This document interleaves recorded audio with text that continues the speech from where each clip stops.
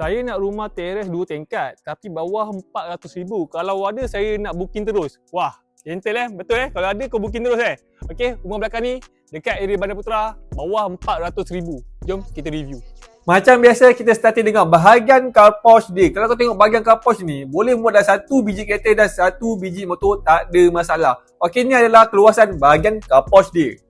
Okey, settle bahagian luar, jom kita masuk dalam. Okey, ni adalah bahagian ruang tamu dia. Kalau kau tengok bahagian ruang tamu dia, agak luas juga. Tapi kalau kau nak set up letak sofa dekat sini pun tak ada masalah. Memang ada ruang untuk bergerak. Okey, ni adalah keluasan ruang tamu dia. Okey, ini pula dia punya bahagian dining area dia untuk korang makan. Okey, boleh letak 1 set meja makan untuk 4 orang makan pun tak ada masalah. Okey, ni adalah keluasan dining area dia. Okey, ni pula dia punya bahagian kitchen dia. Dia punya luas kitchen dia. Dia punya sizing dia agak nice juga. Tak ada masalah. Dah siap dengan tabletop. Okey, ni adalah keluasan bahagian kitchen dia. Okey, ni adalah bilik pertama dekat belah bawah. Dia punya sizing dia agak nice juga. Kalau kau nak letak katil single dekat sini pun tak ada masalah. Okey, ni adalah keluasan bilik pertama dia.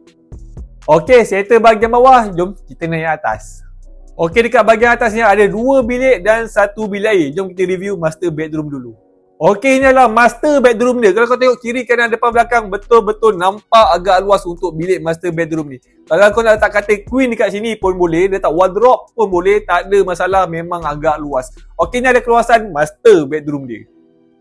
Okey, ini adalah bilik ketiga dia. Bilik ketiga dia punya sizing pun nampak agak luas juga. Nak letak katil single ataupun queen dekat sini pun tak ada masalah. Okey, ini adalah keluasan bilik ketiga dia. Rumah dekat area Bandar Putra Kulai. Rumah ni 3 bilik, 2 bilik air. Yang mana berminat untuk apply rumah ni boleh tekan link dekat bio. Okay guys, apa? Ciao.